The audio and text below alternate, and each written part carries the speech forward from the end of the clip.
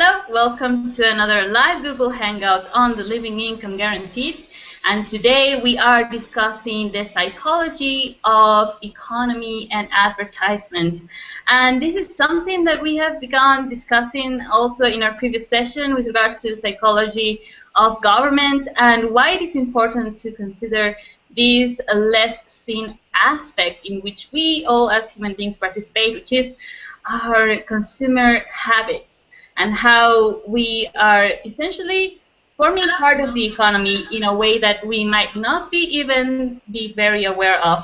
So here we are to discuss how advertisement affects our everyday living and how it is that it actually determines the basic laws of supply and demand in economy, and how this is artificially being created also for the profit motive, as we know. So to discuss this, we have two special guests today. We have Maite Zamora Moreno. Hi, Maite. Hi. And Cerise Poolman. They're both in South Africa. Hi, Cerise. Nice to have you here. Hi.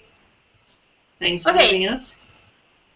Cool. I'm being told that there's an echo on my microphone, so if it gets too much, I'll try and change it or see another option. But if it's okay, then I'll just continue like this. So let's begin with our topic. First of all, I want to remind the audience that we have a Q&A section, meaning for questions, comments, or possible solutions as well to our topic. It's open through the Google event, so that's open for everyone that wants to participate as we go along. So we will have 40 minutes of discussion, so make sure that you place in your comments in that time frame. So let's begin with the first point, that we also are going to be placing some very important links in the info section so that you have an idea of topics that we're going to be discussing, like neuromarketing, or what Kenneth Galbraith has spoken of in relation to the dependence effect. So, Maite, let's begin with the economic aspect, first of all. What does it mean to create an interruption into the efficient allocation of resources through advertisement? So let's begin with the first point. What is this efficient allocation of resources? So the efficient allocation of resources is what capitalism claims to do through the free market. So with the mechanism of competition, people can always vote on which products are best. So let's say that you have two companies and they both produce the same product or a very similar product, and dependent on which product actually gets bought the most, that company will thrive, will become successful, get enough revenue to expand, whereas the other company not producing a very good product, people will not buy it, and eventually their revenue will be so low that they cannot survive, therefore the company goes under. And then in terms of the economy as a whole, the resources go towards the successful company that is producing a good that people want. People are then assumed that they buy based on rational decision making because they want a good product and people know what is best for them. So if they buy a product, it means that they want it, they need it, and therefore it needs to continue to be produced. So that is what the whole efficient allocation of resources is based on in economic textbooks, meaning we have limited resources on this planet. So where are we going to allocate them to? And that is then apparently decided by supply and demand, where demand determines what gets produced and by who it gets produced. Then of course, if you now start advertising things, it starts messing with this whole principle, because we know that advertisement creates a demand. People are actually being made to want something that they previously didn't even know existed, that they didn't care about, that they didn't need. They were happy without it, but because we're constantly impulsed through advertisement, we suddenly want it, we crave it even, we need to buy it. And it messes with this whole principle of what is actually worthwhile being produced. And so a lot of things get made and produced and provided that actually are wasteful and are not truly meeting a genuine demand. So essentially, this efficient allocation of resources is disrupted by the use of advertisement, which in this day of age is absolutely everywhere, and we consume it all the time. So let's look now at the psychological aspects. So Cerise, what can you tell us about how, can we measure this?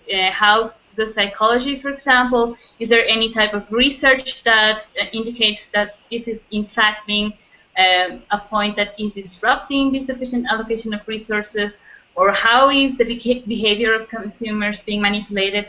What can you tell us about it?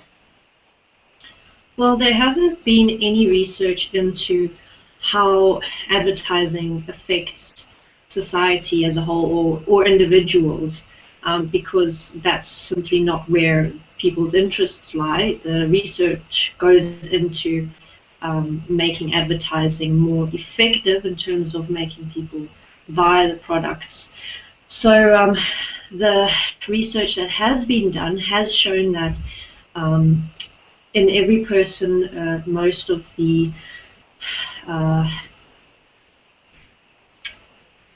your functioning in your brain happens on a subconscious and an unconscious level. So it means that you're processing a lot of information that you're not aware of, and that is basically what advertising uses, is like subliminal images, things like that, to impulse people to want something, to create attitudes in people so that they will then go and buy it based on what's going on inside them that they're not even aware of. So, yeah. Can we talk about this being like a subliminal stimuli? You know, we're most likely, maybe our viewers aren't, but we will leave links also in relation to propaganda and the work of Edward Bernays, and that throughout at the beginning of the 20th century, it kind of set the platform or the blueprint for creating these needs and how to stimulate people's emotions and feelings to create these consumer habits. So why are these subliminal ways to instigate essentially our consumer habits most effective? What would you say happens there at a psychological level? Well, throughout our lives, we are basically always taking in information from our environments, and that's how we learn. So a lot of the things that we learn subconsciously. It's a part of our survival. It's a part of our nature, let's put it that way. So I would say that that's why there's so much that's taking place on an unconscious and subconscious level, because our brain is processing information at so many different levels for our survival, and that is why it's most effective, because that is where our brains are most effective at processing information at this point in time.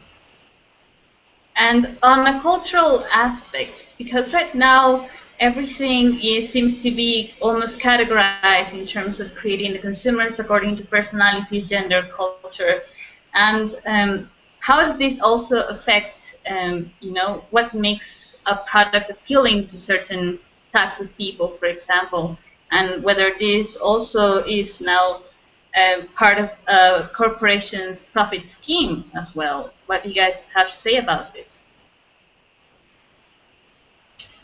Well, there are different theories about how people learn.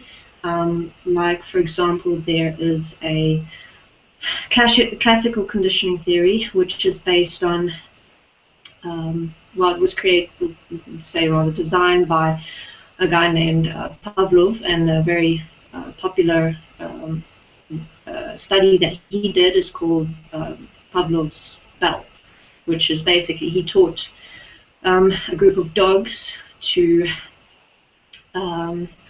expect food and by ringing a bell, And so it got to a point where he'd ring the bell and the dogs would expect food. They'd be salivating and they'd know that their food was coming. So that's one of the ways that we learn.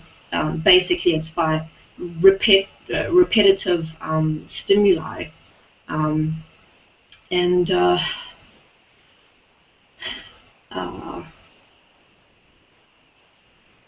Adverts are used to trigger our desires, and so that's why you'll see adverts using sexy woman, but it's not about the sexy woman. The advert's supposedly about some product, but when a man, for example, sees the woman, he is now having a positive experience, and they then relate, or a person will then relate that positive experience to the product.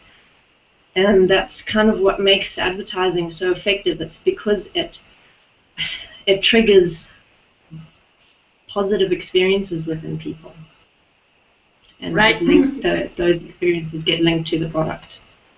Yeah, exactly. Like there's the segregation of serotonin, and when you are at that level being conditioned, it's most likely that we're not even aware then of such decisions that we make through our consumer habits. So I want to first, before we go to our question, Maite, from the economic aspect, what indicators show us that in fact advertisement is creating these artificial demands, and how can we tell that this is in fact happening? Well, remember in today's world, today's economic and business world, if something isn't worth it, then people won't spend the money doing it. So seeing how much advertisement is around and how much money is being put into it, because it's not just a little ad in a newspaper, it's actual movie clips that are created with actors, with graphics. I mean, there's a lot of effort, a lot of time, a lot of money going into that. I mean, that in itself already suggests that advertisement is effective. Otherwise, if people wouldn't see their sales go up based on the advertisements, then they wouldn't advertise anymore. And they wouldn't advertise in the way they do it. But they are still doing it, which means that it definitely makes a difference. And yeah, like Cerise said, if you look at the nature of the advertisement, it's got nothing to do with the product. It's not like people are being educated about the product. A real good example of that is advertisements for perfumes, because how can you tell a person anything about the smell of a perfume through images or sounds or words? You can't really. At most, you can say these are the ingredients, or it smells like this or it smells like that. But then you look at the ads about perfumes, and it's some woman coming out of a pool, or I don't know, strange things. And then apparently people buy this perfume. So that shows you that the advertisement is influencing people on an emotional basis. It's got nothing to do with the product, and yet it's still being done. So it shows that the ads are effective as creating demand that wasn't there before. Yeah, and there's like multi-million campaigns that corporations actually invest on. So for sure that is also, a great part of the profit-making scheme also goes to the allocation on these propaganda machines. So that's quite an evident situation there. We're going to the questions that are here, and these are for Cerise, Poolman. Do you have any perspectives on neuromarketing proposal and the emotional branding that is taking place on the creation of advertisements? Yeah, we've actually got a quote here from Wikipedia about neuromarketing. So just give me a moment here.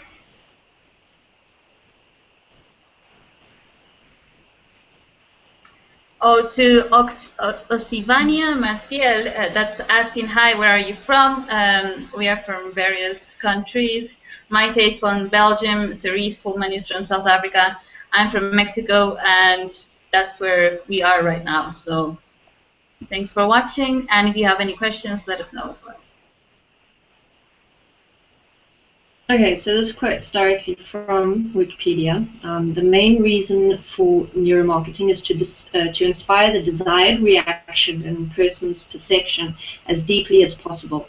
The technology is based on a model whereby the major thinking part of the human activity, over 90%, including emotion, takes place in the subconscious area that is below the levels of controlled awareness.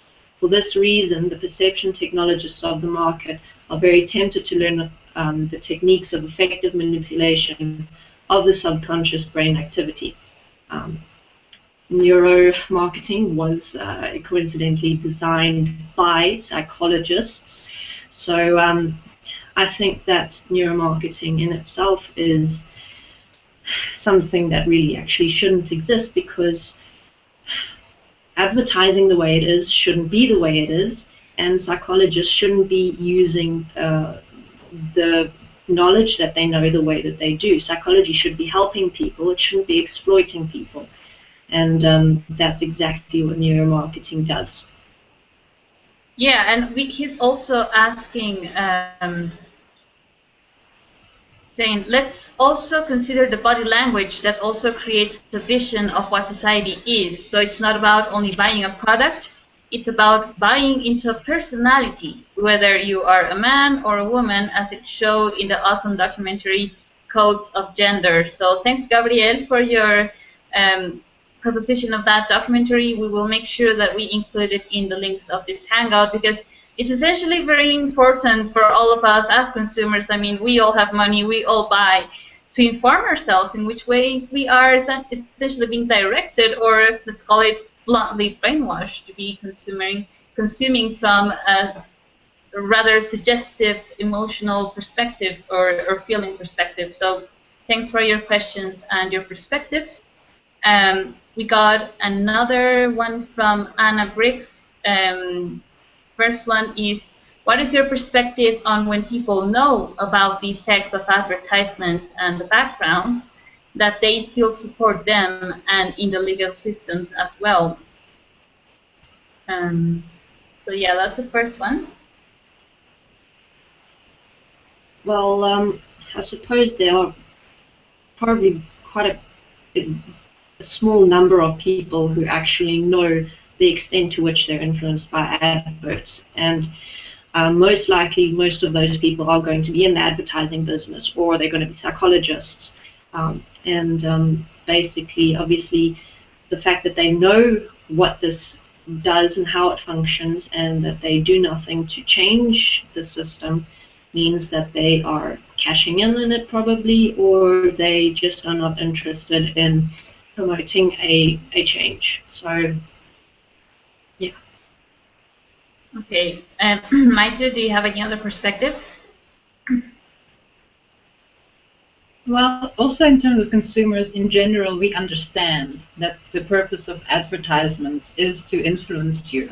But as Cerise says, we don't understand the extent and the level at which we are being influenced. We don't know what memories it is that are being triggered, what specific desires it is they are tuning into. Sometimes it's obvious, sometimes it is not so obvious. Where there is advertisement that we're somehow intrigued to, but we don't understand why, because it's not even clear what the advertisement is about. So, I mean, it plays a lot into that emotional part within us that we don't know very well. We barely even have the words to describe the things we experience, the things we feel. So it's, as Cerise says, it's an exploiting of people's ignorance, and rather than helping people to name these things, to understand themselves, their inner world, it's being used instead for exploiting it. I mean, that is deliberate, and it's really not cool. Yeah, of course not. And I mean, the entire purpose of why we're doing this is also to inform ourselves of this, making it a common topic, also to discuss between not only ourselves, but in our people and our reality, our family, friends, essentially, because we tend to kind of see these as only the corporate side of business, and I don't have anything to do with it, but we're directly affected by it. So this is why it is so important to not only become aware of it, but also spread the word, because what we would essentially want is to make the most of our resources, to benefit people with the production that is being created, and also to not make ourselves dependent on something that it's not really beneficial. So Maite, in relation to the economic aspect of these efficient allocation of resources. I mean, isn't this like a waste of psychological research in such case to be doing this kind of, for example, neuromarketing? What would you say about this? Well, definitely, because advertisement in itself is not a productive activity in itself, and a massive amount of resources goes into it. I mean, the level of skill, knowledge, research, all being devoted towards manipulation. I mean, it's huge. So, considering what the goal of advertisement is, it's very short term. You want these people, a specific market, a specific target group, to buy this product. Once that goal is reached, that's it. All this research, all this skill is just going towards these small, short-term goals. Whereas considering the nature of what the research is, meaning people's psyche, people's minds, people's experiences, you know, it could be used in such a way as to reach long-term goals, because a person's well-being is going to affect how they perform in the economy. I mean, consider you have an employee, and he's part of your company, but he keeps daydreaming, and he doesn't understand why, but any trigger, just he goes daydreaming, and he doesn't know how to stop himself. He's tried this, he's tried that, but it keeps influencing him. It's influencing his effectiveness, and it's a psychological problem. So consider that if we would allocate all our time, our resources, our skills, rather to helping people understand themselves and their inner realities, especially the emotional and feeling one, which is quite mysterious so far. We don't understand much of it. So if we would use that knowledge to instead assist people, I mean, it would create more effective human beings, a more effective labor force, a more creative labor force. I mean, it would create long-term positive effects for the economy. So looking at advertisements, how it exists today, yes, total waste of resources. I mean, we could be doing so much better. Here, I'd like to also bring forth the quote that you guys have prepared also from John Kenneth Galbraith. I am worried about our tendency to over-invest in things instead of, and under-invest in people, which is essentially what we've discussed throughout all these Hangouts, how we shoot ourselves in the leg and we prevent ourselves from being well-informed, from making proper decisions, and essentially becoming rational consumers, which is what's lacking currently in our culture, because everything is just pointing out toward this irrational consumption to satisfy some kind of emotional fulfillment. So, Cerise, let us know in terms of the psychologists as well. What is your perspective on psychologists essentially now being in cahoots with the corporations to make the profit-making schemes more effective? Well, I don't agree with it at all.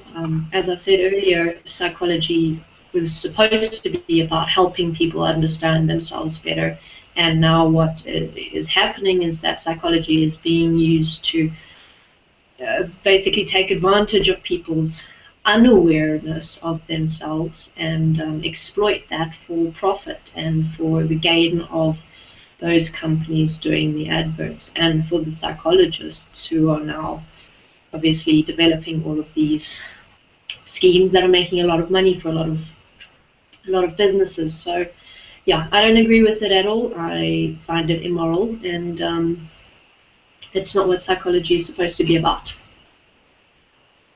Absolutely agree, and there we are looking also at principles that we are here to also propose in the implementation of a new society, a new model wherein professions are also investment of human potential, a human intellect, and our resources for the betterment of our society, not for the further enslavement thereof.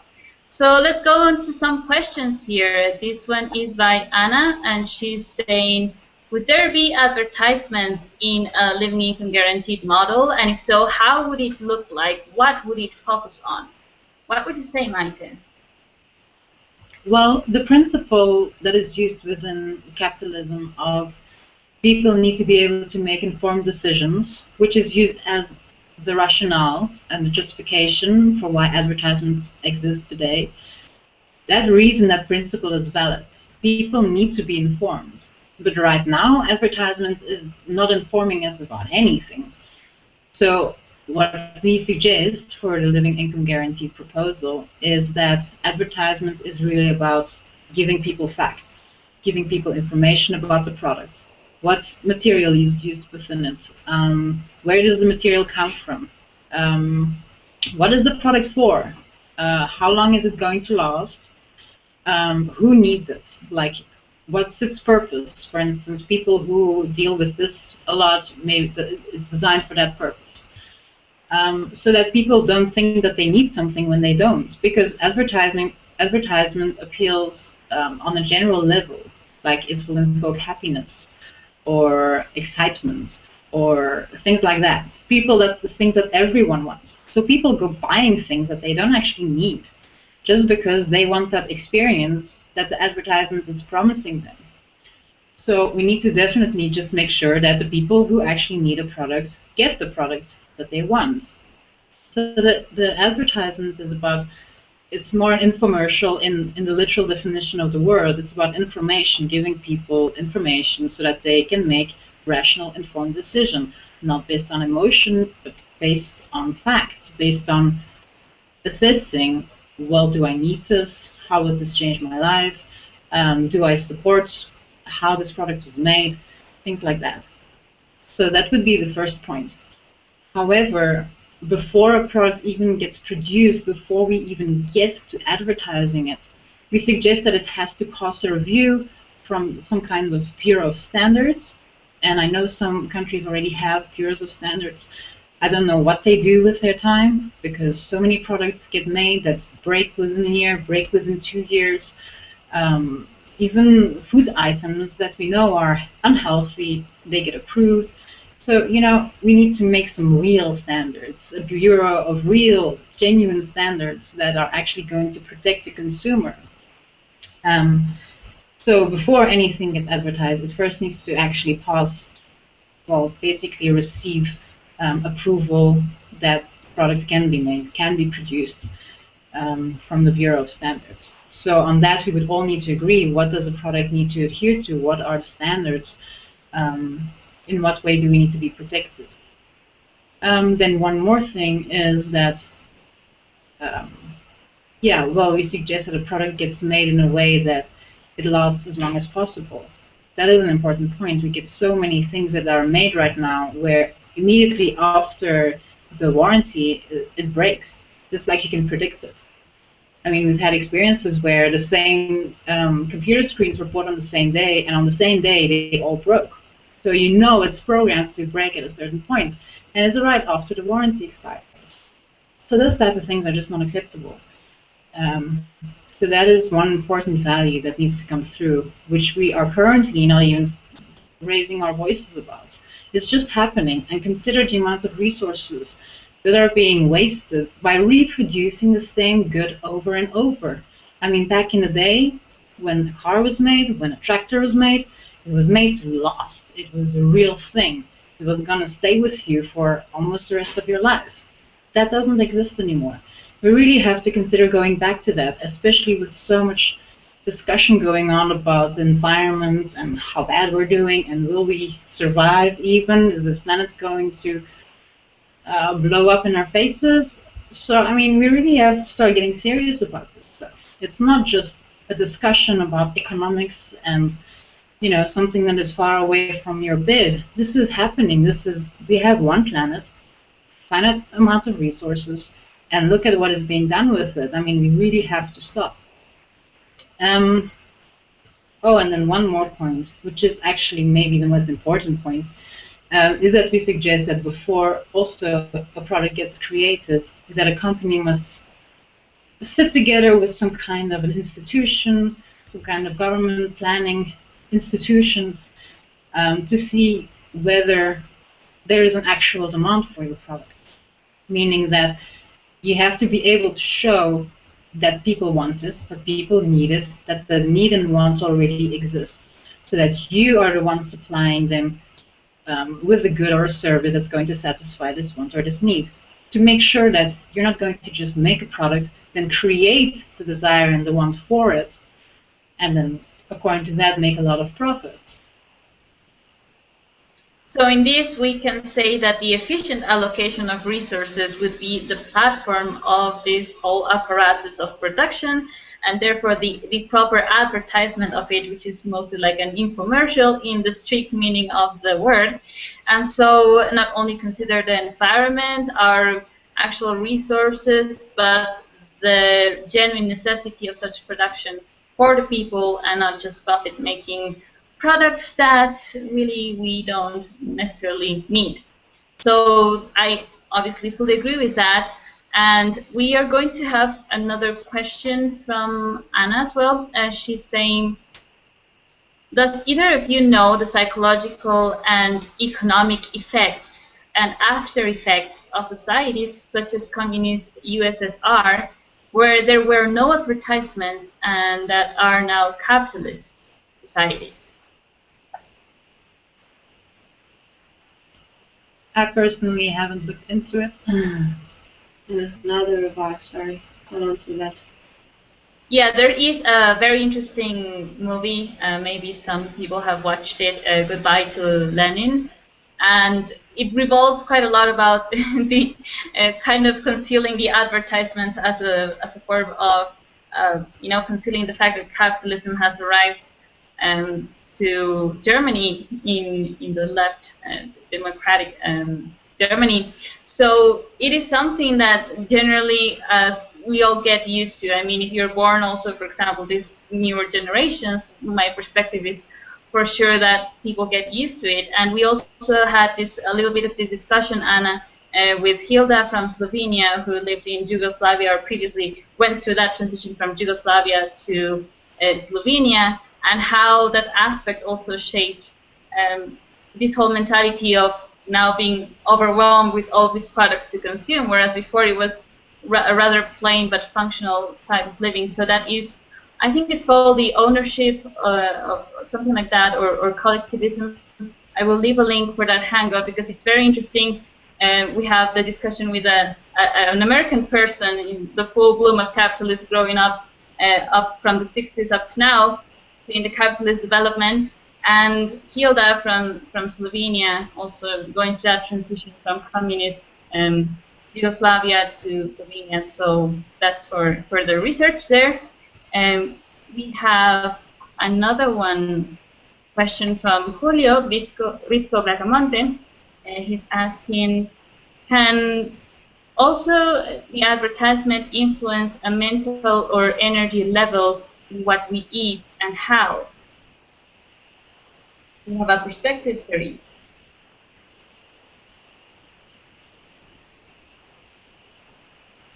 How I understand is that if you, for example, if you buy something with pleasure, or if I buy a Coke with certain kind of idea of happiness, will I then create that experience of happiness through what I consume? That's how I understand the question. If not, Julio, please let us know as well.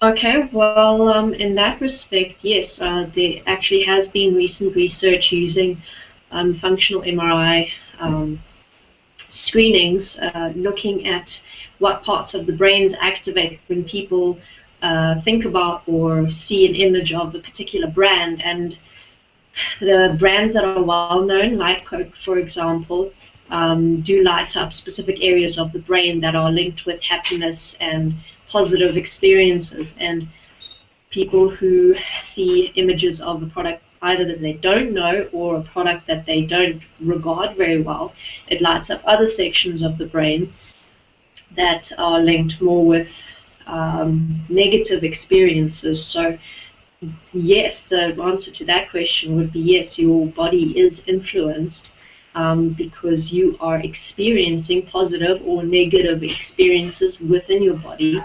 And I mean, every emotional or energetic experience that goes on in your body does manifest at a physical level to some degree. So, yeah.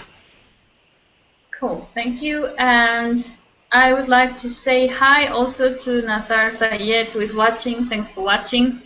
And let's go up to our final kind of conclusions in terms of the benefits of these changes that we are suggesting here within the proposal of living income, which is what Maite has explained, how we would change from the current advertisement machinery to a more of an rational consumerist formation of our society as individuals, learning what to consume, why, how, which prices, and so forth. So, Maite, what would you say would be like the changes in the economy that this would bring? How would it benefit it? Well, considering that economics, the crucial question about economics is how to allocate a limited amount of resources, physical resources, to satisfy an unlimited amounts of desires and needs. So considering this problem is already sufficiently complex in itself, let's not create even more desires and needs that didn't even exist before, and then try and satisfy those as well. So from an efficient allocation perspective, it will reduce so much waste. It's a sustainable effort to go and change how advertisements is done. Because firstly, we won't be wasting resources on creating goods for which there was no demand, for which the demand was created. And secondly, we won't be wasting resources on recreating the same product over and over in terms of planned redundancy or planned obsolescence, where the same good either keeps breaking, so you have to keep replacing it, or in terms of, for instance, iPhones, where a new version keeps coming out. That's just a little different, you know. And then apparently you need to get the newest version when there was nothing wrong with your previous version. So considering those points, I mean, you're going to reduce a lot of waste of resources by just making one really good phone that's going to last you. Peak. Oh yes, and then of course in terms of the advertisements itself, if you keep them simple, to the point, informational, you're going to not need to allocate so many skills, because I mean the people who make advertisements are skilled, you know. You can see it, it's quality. I mean, in terms of the advertisement, it's professional. So you know, there's professionals behind the scenes that are allocating their time to it. Meaning these people can now go and make something real, something of value, something that is going to actually make this world a little better, a bit more comfortable, you know. So in all these respects, the goal is to create a real economy that satisfies real needs, real wants. Let's just get rid of anything that is created just to make profits. I mean, that is not what being in this world is about. That is not what our resources are here to be used for, to make profits for some and have everyone else just be manipulated and make them think that they are someone with certain preferences that they are not actually, that's not who they are, but they believe it's who they are. You know, so just let's get real, let's stop wasting resources, and, you know, one step at a time, make this world a better place. Yeah, absolutely agree, and use the creativity of the people for more human development and expansive tasks other than just selling products, which I've seen from my peers, like people that are into art, for example, having to work for you know, advertisement development because that's where the money is. So that would be another way to really develop our human potential to not only entice each other to buy things, but to really focus on what really requires development, such as our education and our ability to create solutions in this world, which is very much needed. Cerise, we have a question, and this is from Joanna Jesus. She's saying, from your perspective, how is advertising limiting the expansion of the human potential, as it seems to dumb down our ability to take decisions for oneself? Well, from my perspective, anything that is influencing you that you're not aware of is something that needs to change, basically. There really shouldn't be anything in this world that is manipulating people and exploiting them and using them for personal gain. So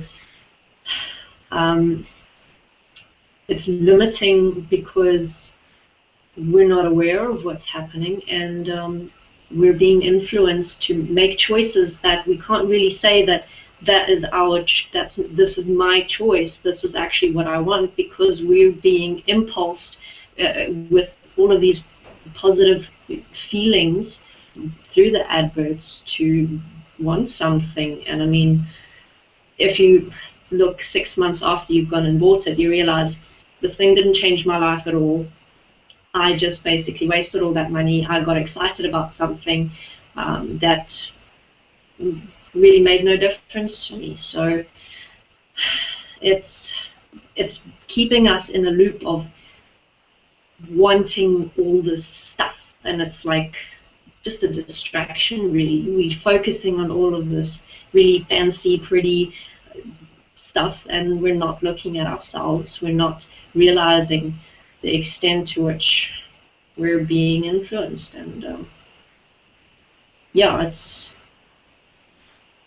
also how you mentioned, it's like people get conditioned to want instant gratification, and they don't consider long-term plans anymore. It's like, I have money now, I'm going to spend money now. And this is how we are all starting to live our lives. So from a social perspective, it must have consequences, because some things you just simply have to plan ahead. And a big part of our society, of the population, is just looking at, okay, money came in, how can I spend it? Which is obviously going to affect our lives at some point in time. Yeah, there's no real future planning or long-term decisions in terms of how can we best invest our money, which is where we mostly are immediately led to this instant gratification point, which we have a brief comment from Rebecca on this. Instant gratification that promotes the idea of discovery as being work when it is the opposite. Not sure I'm getting the meaning of that, but in essence, is something that is easily consumed, easily digested almost, and we have lost kind of the meaning, value, even that is placed into the production of something, or the real aspect on how it's going to support our expression, for example, and we just get driven by what is promoted as where to invest our money to. We don't question the real nurturing, so to speak, of these products, and that's where the problem is. Cerise, as a last perspective, how do you see that then psychology would be functional in a living income guaranteed model, for example? Well, it should be focused on helping people understand themselves better, and it should give people tools to work through their issues. It should give people the tools to be able to recognize when they are being manipulated. Basically, it should give people the tools to be aware of themselves and aware of how they work. And it should be a tool for self-empowerment, basically. Absolutely agree. And we're almost getting to the last point, but just as a last question, because we're talking about an implementation of the system that's not yet here. So just as a last commentary, what would you suggest to people that maybe want to inform themselves further on this, or what can they practically do to, for example, choose what to buy or where to inform themselves? What do you suggest? Well, obviously, firstly, it would be self-education. There's a lot of material on the internet. There are a lot of people who are asking the right questions in terms of, is this world functioning the way we want it to? And they're opening up these points of deception, and there's a lot of cool information that you can find out there.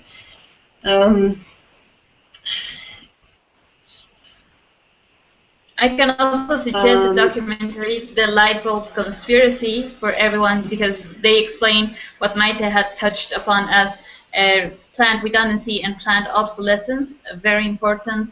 The Century of the Self is another documentary that we suggest watching, which explains the propaganda techniques that Edward Bernays had used, which have been essentially adopted by many corporations nowadays to guarantee these profit-making schemes. What else, Cerise? Well, you could also teach yourself, or also is a lot of information available out on the internet to budget your funds effectively, to look at what it is you really need, basic living costs, and then look at practically what you have extra and see what you really want then, and spend the funds on things that something that's actually going to improve your life, and not just a point of instant gratification, something that's going to make you feel good for now, and then a few months later it's packed away in your cupboard and you never see it again. Okay, we have a last question for today, so let's make it very quickly. This goes for Cerise from Gabriel.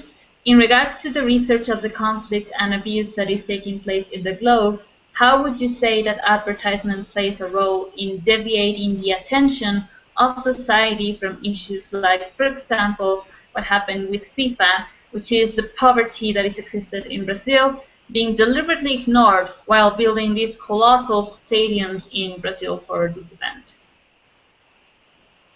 Well, in this respect, I'd say that advertising is contributing to then the global ignorance as well as, you know, personal ignorance of yourself. It's basically taking the attention off of what's going on behind the scenes, and it's just showing you the pretty pictures in front, and it's not giving you the whole picture. The same can be said for news agencies, how they only are writing stories about certain topics, and they're only giving you a certain view of that topic. So it makes it more difficult for people to really educate themselves, and we have to then go and dig a bit deeper to find out what the whole story is, to find out what the real story is. And this contributes to the deception that we allow in general in our society. There's so many aspects of our society that are simply dishonest, and no one really bats an eyelash. It's just the way it is, and there's nothing we can do about it. And that's something that needs to change. We need to say, this is not acceptable. Dishonesty, deception is not acceptable. We need to create new standards for ourselves and for our society. Yeah, absolutely agreed. And this also begins with ourselves, what we are willing to contribute, what we are willing to also buy from. So from our perspective, that's also where self-responsibility always resides on, in terms of being able to create a new model, a new society wherein we generally support ourselves, not only in the advertisement and today's topic, but in every aspect, to really become the potential that we know we are as human beings. Thanks a lot, guys, for being here. I appreciate your time and the development of these topics that will most likely give so much more to talk about, but for now this is the introduction. Thanks a lot for being here. Thanks, Marlen. Thank you. And to everyone watching, we will see you next time, next Sunday at the same time, with another live hangout on the Living Income Guaranteed. If you have further questions, if you're watching the hangout on YouTube, place a comment and we will have Cerise and Maite also answer them if you weren't able to watch live. Thank you and have a good day. Bye-bye. Bye.